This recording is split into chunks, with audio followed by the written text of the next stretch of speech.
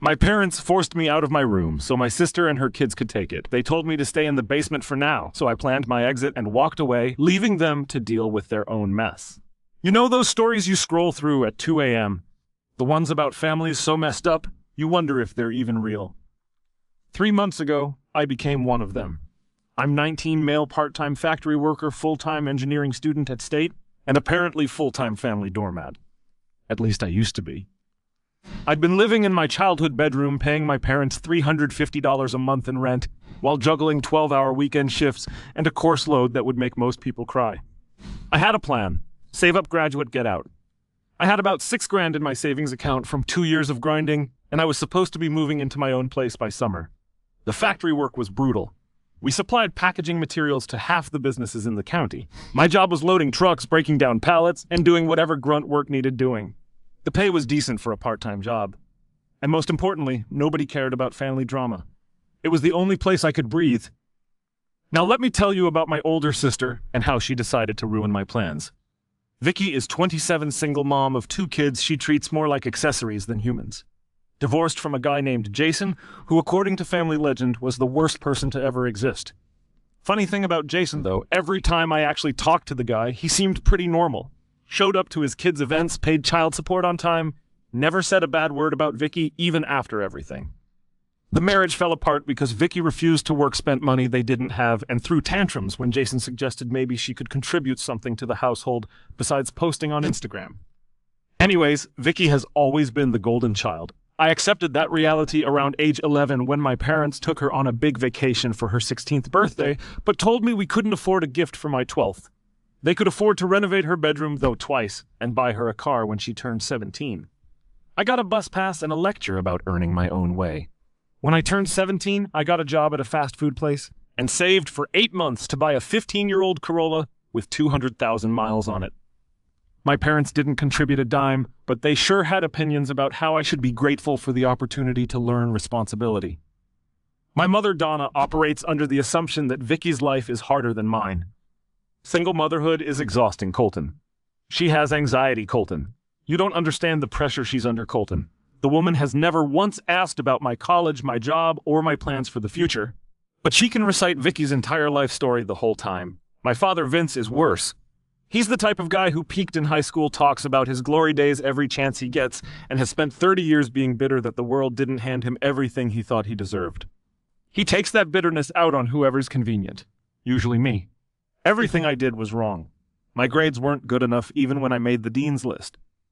My job wasn't prestigious enough even though I was paying my own way. My hobbies were a waste of time. He once told me I'd never amount to anything because I didn't have the drive that Vicky had.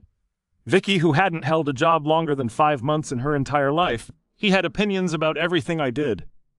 Meanwhile, Vicky could do no wrong. Her failures were circumstances. Her poor choices were bad luck. Her constant need for bailouts was just family helping family. The double standard would have been funny if it wasn't my actual life. The only person in the extended family who ever called it out was my great-aunt Marlene, my dad's aunt. She was 82, sharp as a tack, and controlled access to my grandparents' estate. My parents had been sucking up to her for years, hoping to be well-positioned when the time came. But Marlene had always given me a look at family gatherings, the kind that said she saw exactly what was happening, even if she didn't say it out loud. So when Vicky announced in March that she was losing her apartment because she couldn't make rent, a familiar dread settled in my stomach. I knew what was coming.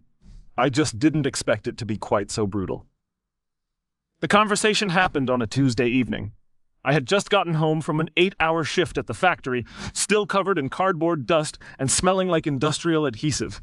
My hands were raw from breaking down pallets. My back ached from loading trucks. I wanted a shower and my bed in that order. My parents were sitting at the kitchen table wearing matching expressions of serious concern. Never a good sign. My father didn't waste time. Vicky and the kids are moving in. They need your room. I paused. Then I set down my bag. So where am I supposed to sleep? The basement. We'll set it up nice. The basement that floods every time it rains. My mother jumped in with her soothing voice. It's temporary, Colton. Your sister needs support right now. You get that right? I got it. Just not what they thought I did. Then came the rent conversation. My father's face shifted into that condescending expression. He said the rent situation needed to change anyway. With more people in the house, expenses would go up. They were thinking $1,400 a month was fair for my contribution. $1,400. I did the math instantly. I made about $1,600 a month at the factory working 30 hours a week. After tuition payments, books, gas to get to campus, and work car insurance, phone bill, and the basic cost of being alive, I cleared maybe $300 in actual savings. They were asking for money that literally did not exist. I would have had to quit school and work full-time just to afford a basement futon in a room that floods. My mother tried to soften it. I was a young man without children or real responsibilities. Vicky had 2 kids depending on her. Surely I could understand that their needs were greater than mine. I was working 30 hours a week while taking 15 credit hours and maintaining a 3.4 GPA, but sure, no real responsibilities. I could have argued. I could have pointed out every single instance of favoritism from the past 19 years. I could have asked why Vicky's poor life choices always became my problem to solve. Instead, I said nothing. Picked up my backpack, walked to my room, closed the door, and started planning my exit. I didn't sleep that night. I just sat in the dark, running numbers, mapping out possibilities, and slowly realizing something that should have been obvious years ago. My family didn't see me as a person. I was a resource, a convenient body to absorb the overflow of Vicky's perpetual disasters, and they genuinely didn't understand why I might have a problem with that. $1,400 for a basement futon. The sheer audacity of it kept circling back, spiking my blood pressure every time. Around 4 a.m., I texted my best friend, Alan. Alan and I had been tight since freshman year of high school. We met in detention. Both of us there for reasons that weren't our fault. Him for telling a teacher exactly what he thought of her grading system. Me for defending myself when some guy twice my size decided he didn't like my face. He was the kind of guy who showed up without being asked, helped without keeping score. His own family situation had gone sideways a couple years back. His dad bounced when he was 15. His mom remarried a guy who made it clear Alan wasn't welcome in his house. By 17, Alan was living with his grandmother.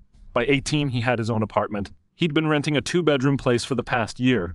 His older brother was supposed to be his roommate, but bailed for a job in another state after 3 months, leaving Alan with an extra room and rent he could barely cover alone. He'd been floating ads for a roommate, but hadn't found anyone he trusted. I gave him the short version. Parents tripling my rent, moving me to the basement, sisters moving in, I need out. His response came in 3 minutes. Spare room's been empty for 6 months. You want it, it's yours. We'll figure out the details tomorrow. That's the thing about real friends. They don't make you justify yourself when you're drowning. They just throw you the rope. We met up the next day at a diner near campus. Alan showed up looking like he'd been up all night. He worked security at a warehouse overnight shifts that paid just enough to cover his bills. Between his schedule and mine, we'd gotten used to functioning on minimal sleep. He slid into the booth and got right to it. So what's the play here? You need out fast or you need out quiet? Both. They can't know until I'm ready. He nodded slowly. How long you need? Few weeks, maybe a month? Done. We'll make it work. He flagged down the waitress for coffee. Your family's going to lose it when they figure out what happened. That's kind of the point. He grinned. He laid out the details simply. The spare room had a bed, a desk, and a closet. The apartment was small but clean. The landlord was hands-off as long as rent came in on time. Move in whenever I was ready. He also had a plan for my car situation. If I left my car at my parents' house overnight, they'd assume I was home. He'd pick me up after my evening appearance and drop me back in the morning. We mapped out the timing, figured out parking spots where his car wouldn't be noticed, even established backup routes in case someone was unexpectedly awake. The guy treated my family escape like a heist movie. I appreciated it more than I could say. The next morning, I told my parents I agreed to their terms, smiled and nodded when my mother explained the timeline for Vicky's arrival. Even helped my father clear some junk from the basement and pretended to be grateful for the futon they'd ordered. The key to a good exit strategy is making sure nobody sees it coming. I started moving my stuff out that same week. Never all at once, never anything obvious. A few boxes of books and games to Alan's place on Tuesday, some clothes on Thursday. My gaming PC carefully disassembled on Saturday when my parents went to some neighborhood cookout they'd been invited to. My parents watched TV in the living room until 11, then went to bed. I had a window from about midnight to 5:30 where no one would be moving around the house. I tested it 3 times before I started the real extractions. Walked through the house at different hours, checked which doors creaked, found out the side door was quieter than the front, Discovered the motion light in the backyard had a dead zone if you hugged the fence. By the time I was ready to move the big stuff, I had the whole operation mapped. My coworker at the factory, a guy named Garrett, helped with the heavy lifting. He told me something I've never forgotten. He said family is supposed to be the people who have your back. But sometimes blood just means you're related to people who'd bleed you dry if you let them. He said the smartest thing he ever did was learn the difference. Garrett had a truck. He let me borrow it twice to move the bigger items. Didn't ask for gas money. Didn't make it a whole thing. Just tossed me the keys and told me to bring it back whenever. By the time Vicky arrived with her 2 kids and enough luggage for a month-long cruise, I had been sleeping at Alan's for a full week already. My room at my parents' house contained exactly what I wanted them to see. Furniture, I didn't care about clothes I never wore, and enough personal items to maintain the illusion. The performance was about to begin. Vicky's kids were exactly as terrible as I remembered. Braxton was 8, spoiled loud, and completely incapable of hearing the word no. He'd been raised to believe the entire world existed to serve his needs, and he responded to any pushback with screaming fits that could shatter glass. The kid had never faced a consequence in his life. Vicky's response to his meltdowns was always the same. She'd sigh dramatically, shoot whoever had upset him a dirty look, and then give him whatever he wanted. I watched him throw a full tantrum in the kitchen on day 3 because my mother served him chicken nuggets in the wrong shape. He wanted dinosaurs, and she'd made circles. The screaming lasted 20 minutes. My mother apologized and promised to buy the right kind next time. That's when I knew this was going to be worse than I expected. Paisley was 5, quieter than her brother, but twice as destructive. She had a talent for finding the most valuable item in any room and destroying it. She'd ruined 2 of my mother's vases within the first week, crayoned on the dining room wall, flushed a full roll of toilet paper down the upstairs bathroom, and caused an overflow that damaged the ceiling below. My mother blamed the vases for being in the wrong place, the walls for not being washable, and the plumber for overcharging. Never the kid, never the parent. The hits kept coming. Week 2. Braxton threw my father's reading glasses into the toilet. My father bought new ones and said nothing. Week 3. Paisley found my mother's makeup bag and redecorated the bathroom mirror with lipstick. My mother cleaned it up and called it artistic expression. Week 4. Both kids somehow got into the garage and knocked over 3 shelves of my father's tools. Nobody got punished. Living in the same house as these 2 chaos agents, even temporarily, required constant vigilance. I started keeping my remaining valuables hidden. Anything I actually cared about went to Alan's place piece by piece. My room became a decoy filled with things I could afford to lose. The basement was uninhabitable. The futon arrived damaged. One of the support bars was bent, and it sagged in the middle like a sad hammock. The single basement window was too small to let in meaningful light, and the whole space smelled like mildew and forgotten laundry. There were spiderwebs in every corner. The concrete floor was perpetually damp even when it hadn't rained. The furnace made sounds that suggested it was one bad day away from exploding. The first night it actually rained, I came down to find a small lake forming near the water heater. The drain in the floor had backed up, sending 2 inches of murky water across half the basement. The futon was soaked. My father's solution was to tell me to put down some towels and deal with it. $1,400 a month for this. Not that I actually slept there. Every night around midnight, once my parents were asleep, and Vicky was busy doom-scrolling on the couch, I'd slip out the side door and meet Alan at the usual spot down the block. He'd drive me back to his place. Then he dropped me back before 6 a.m. to shower and maintain the illusion. Alan thought the whole operation was hilarious. He started calling it the Great Escape, complete with updates and mission briefings whenever I arrived. He'd leave snacks on my bed, like care packages drew a welcome banner that said refugee camp with surprisingly good artistic detail. One night, he greeted me at the door in full camouflage face paint, saluting, and nearly made me wake up his downstairs neighbor with my laughing. 2 weeks after Vicky moved in, things escalated. I came home from the factory to find Braxton in my room. He'd somehow gotten past the lock I'd installed, and he was sitting on my bed playing with something. When I got closer, my stomach dropped my grandfather's watch, the only thing he'd left me when he died when I was 12. It was a simple field watch, but it meant everything to me. I'd hidden it in my desk drawer under some old papers. Braxton had the back panel off. He'd pried it open with something sharp. Parts were scattered across my bed. The crystal face was cracked. "What are you doing?" My voice came out flat. Braxton looked up, startled. I wanted to see how it worked. That was my grandfather's. He's dead. That's all I have left of him. The kid's lips started trembling. Here it comes, I thought. Mom, Colton's being mean to me. Ooh. Vicky appeared in my doorway within 30 seconds. Full Mama Bear mode activated. Why are you yelling at my son? I held up the watch pieces. He broke into my locked room and destroyed this. It was our grandfather's. Her response nearly made my head explode. He's 8, Colton. He didn't know any better. Maybe don't leave valuable things where kids can find them. You're overreacting like always. Something in me went cold. Not the explosive kind. The kind where everything gets really clear. You know why your kid thinks he can do whatever he wants? Because you've never once told him no. You've never taught him that other people's things matter. Don't you dare tell me how to raise my children. Someone has to, because you're raising a kid nobody's going to be able to stand, and when he's 30 and still living in someone's basement because the world doesn't revolve around him, that's on you. Vicky's face went through about 6 different shades of outrage. You're just jealous. You've always been jealous of me. That's what this is really about. You're right about one thing. This is about attention.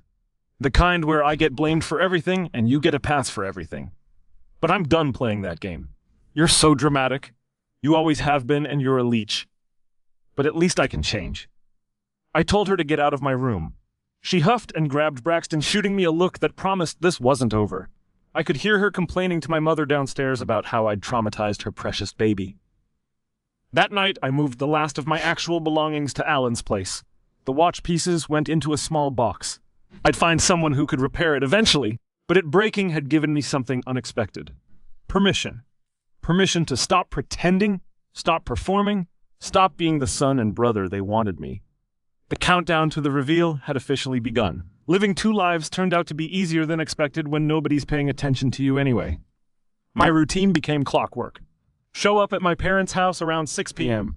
Eat whatever dinner was available, usually leftovers, since my mother now cooked primarily for Vicky and the kids. Make small talk that nobody actually listened to. Retreat to the basement. Mess up the futon to look recently slept in. Wait until the house went quiet. Drive to Alan's. Sleep in an actual bed. Return before dawn. Shower. Go to class or work. Repeat. The attention to detail was almost satisfying. I kept a specific glass of water on the basement nightstand half empty. Replaced fresh each day so it never grew a film. Left the bathroom slightly damp after my morning shower. Made sure my toothbrush was always in the holder at the right angle. Set an alarm for 6:30 that I'd cancel before it could wake anyone just in case they happened to notice. All the little touches that made it look like someone was actually living down there. Nobody checked not a single time in 7 weeks. My parents didn't notice anything because they were too busy catering to Vicky's ever-growing list of needs. My mother had become a full-time babysitter, housekeeper, and emotional support system for her. She cooked 3 different meals every night because Braxton only ate chicken nuggets. Paisley was going through a picky phase, and Vicky was doing some influencer diet she'd seen online. She did Vicky's laundry because Vicky was too tired. She cleaned up after the kids because kids will be kids. My father had retreated into his garage workshop, emerging only to eat and make passive-aggressive comments about how hard he worked to support this family. The man hadn't had steady work in 3 years. My mother was the one with the actual job managing an office across town. My factory paycheck was supposed to be their supplemental income, and yet somehow he'd convinced himself he was the backbone of the whole operation. He'd come in for dinner, complain about something, criticize whatever I was doing, praise whatever Vicky was doing, and retreat back to his cave. Vicky, meanwhile, had settled into her role as permanent houseguest with disturbing ease. She'd taken over the living room as her personal domain. Her stuff was everywhere. She didn't cook, didn't clean, didn't contribute to groceries or utilities, just existed, taking up space and resources while posting inspirational quotes online about rising from adversity and the strength of single motherhood. Her social media was a masterpiece of delusion. Carefully staged photos of herself looking put together with captions about self-care and female empowerment, curated shots of the kids with hashtags about blessed motherhood. The kids got worse without any real structure or discipline. Braxton had evolved from spoiled to genuinely uncontrollable. He threw tantrums at dinner if his food touched on the plate, broke things, and blamed others or nobody at all. Hit his sister when he didn't get his way, and nobody did anything about it except tell her to stop crying and be the bigger person. She was 5. Vicky's response was always to make excuses or redirect blame onto whoever was convenient. Paisley had discovered that she could get attention by screaming, and she used this power liberally. She also started going into the rooms and taking things. My mother called it exploring. I called it theft. The basement continued to deteriorate. The futon fully collapsed after Braxton jumped on it repeatedly during one of his unsupervised adventures into my supposed living space. Nobody offered to replace it. The running toilet became a constantly running toilet, which my father promised to fix next week for 3 consecutive weeks. A pipe started leaking near the water heater, creating a permanent puddle that smelled like rust and sadness. My coworker Garrett became my unlikely confidant during this period. We worked the same Saturday shifts at the factory, 12-hour days that left you too tired to think, which was honestly a relief. Garrett was the guy everyone went to when they needed advice. He'd been at the factory for 11 years, knew everyone's story, and never repeated anything you told him. He was 34, divorced, and had his own story of family dysfunction. Parents who prioritized his brother. He said the hardest part wasn't leaving. It was accepting that the people who were supposed to love him no matter what had conditions attached the whole time. Once he realized that everything else got simpler. Man, that one stuck with me. Alan, meanwhile, had become my operational support and chief morale officer.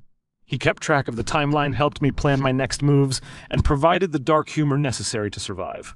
When I told him about the watch, he got genuinely angry on my behalf. Then he suggested we find something of Vicky's and accidentally damage it. I told him that was petty. He agreed completely. Then he asked if I wanted to do it anyway. I did not, but I seriously appreciated the offer. One night, about 5 weeks after I'd stopped sleeping there, I was waiting by the side door for Alan's pickup when my father appeared in the garage. Got a minute? He leaned against his workbench, arms crossed. Things have gotten complicated around here. Your sister needs more help than we thought. The expenses are adding up. I bet. I need you to step up, Colton. I almost laughed. Almost. I'm working on it. Finances are tight with school. I know it's tough, but we all got to pitch in. He looked at me like he expected gratitude. That's what family does, right? He patted my shoulder, said he knew I'd come through. Alan picked me up that night. I knew exactly where things were heading, and they didn't have a clue. The family dinner that ended everything was my mother's idea. Vicky had gotten a part-time job at a boutique clothing store. 10 hours a week, minimum wage, no benefits, but apparently this was worthy of celebration. My mother insisted on a real family meal. The timing was almost too perfect. 7 weeks since I'd actually slept in that house. 7 weeks of maintaining a performance so convincing that trained actors would be impressed. And they still had no idea. I almost didn't go. But there was a part of me, the part that had been invisible for 19 years, the part that had absorbed every criticism and every comparison and every reminder that I would never be good enough, that wanted to see their faces when they finally realized the truth. So I went. The dinner table was chaos from the moment I arrived. Braxton refused to sit still, bouncing in his chair and making explosion sounds while he played with his food. Paisley kept flicking green beans at her brother, giggling every time one hit him in the face. Vicky was on her phone, completely ignoring both children. My mother tried desperately to maintain some kind of order while also serving everyone and making sure every dietary preference was accommodated. She looked exhausted. The past 6 weeks of being a full-time servant to Vicky's family had taken a visible toll, but she'd never admit it. My father sat at the head of the table, surveying his kingdom with the satisfaction of a man who'd done absolutely nothing to earn any of it. The pot roast was overcooked. The mashed potatoes were from a box. They talked about Vicky's new position, about how proud they were of her for pulling herself together, about how things were finally looking up for the family.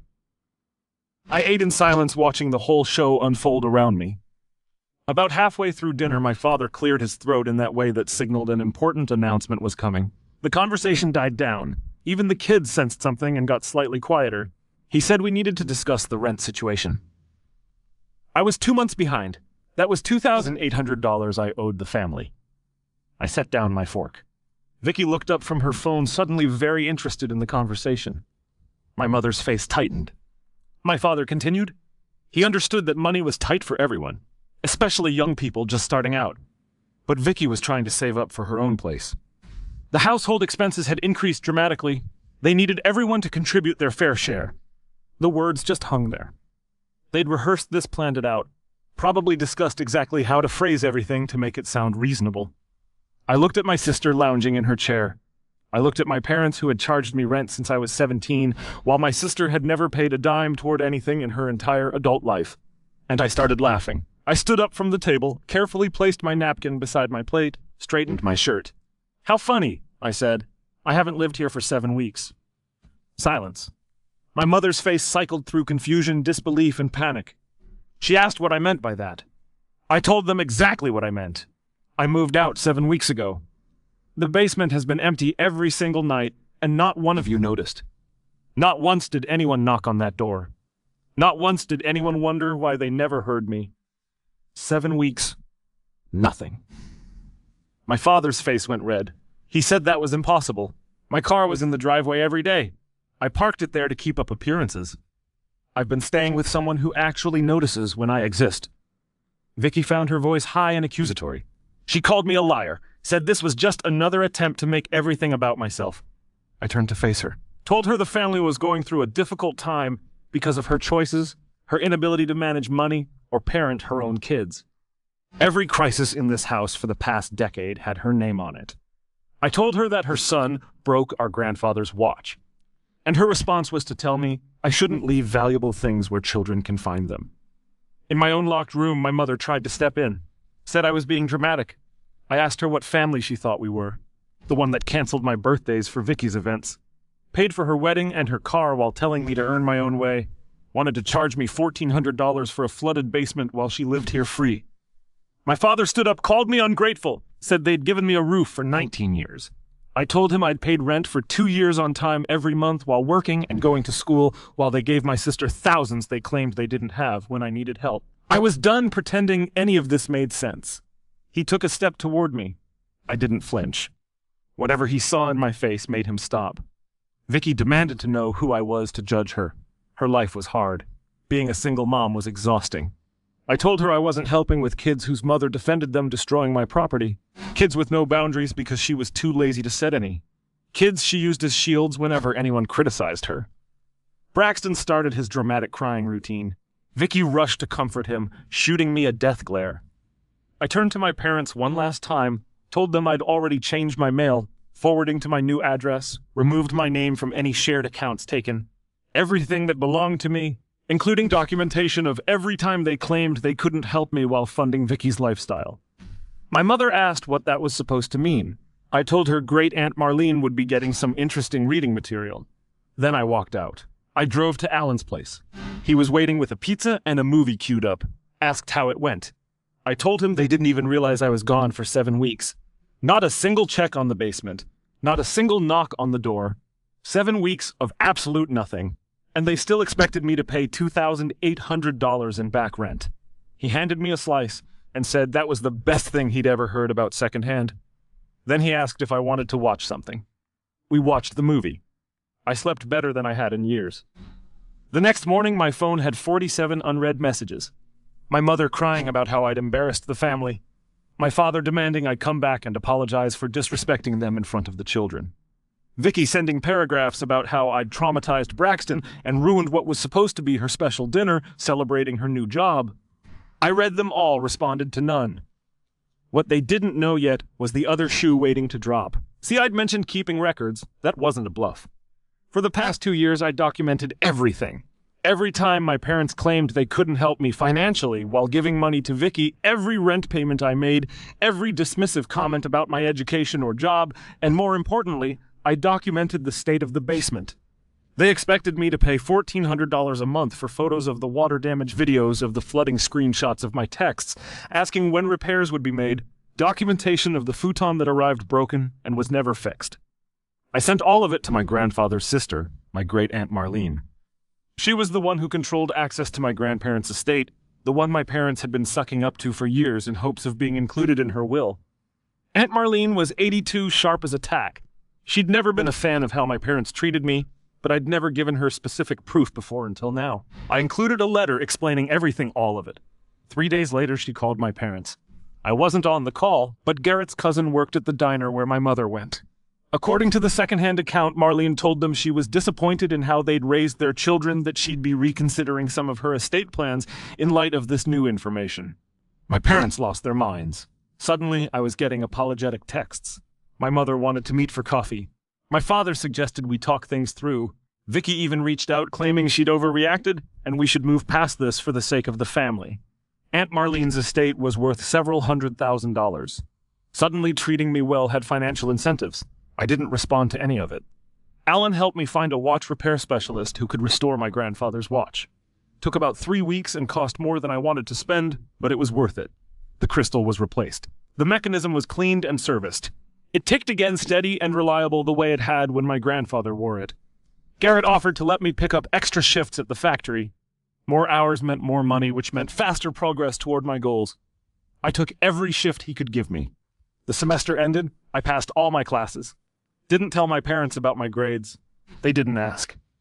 Vicky lasted about 4 more months at my parents' house before the arrangement imploded. According to the neighborhood gossip network, she had a massive fight with my mother over whose turn it was to watch the kids. Said some things that couldn't be unsaid. Moved out in a dramatic huff funded by yet another emergency loan from my parents that she'd never repay. She's renting a place across town now. Still working part-time at the boutique. Still posting inspirational content about single motherhood and overcoming adversity. My parents and I haven't spoken in 6 months. The silence is strange sometimes. Not painful exactly, just unfamiliar. There are moments, usually late at night, when I wonder if I was too harsh, if maybe I should have tried harder to make them understand. Then I remember the watch, the basement, the $1,400 for a broken futon in a flooding room, and the wondering stops.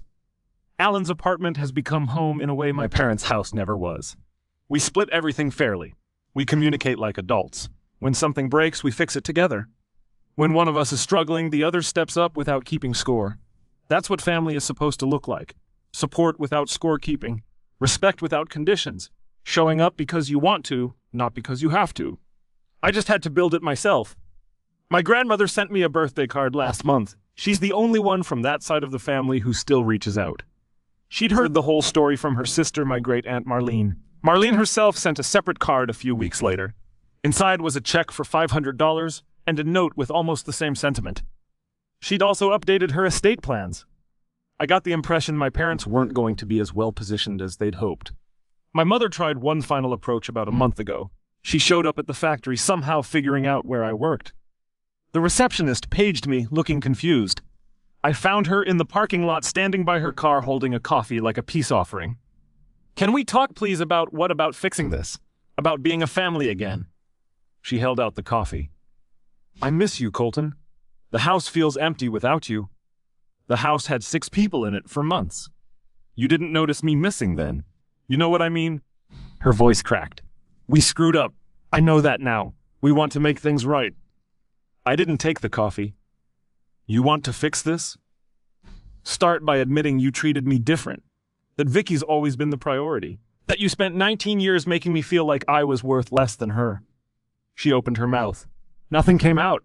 "That's what I thought. It's not that simple." "Yeah, Mom, it is." I stepped back. I got to get back to work. She stood there for a long moment, then set the coffee on the hood of her car and drove away. I gave it to Garrett on my next break. To anyone reading this who sees themselves in my story, the overlooked kid, the backup plan. You can find the people who actually see you and let go of the ones who never did. It won't be easy. You'll doubt yourself. Wonder if you're being too harsh or expecting too much. Family guilt is a powerful thing, and they'll use it if they can. And honestly, walking away from people who never saw you coming is the most satisfying revenge there is. Satisfying revenge there is. Satisfying revenge there is. Satisfying revenge there is.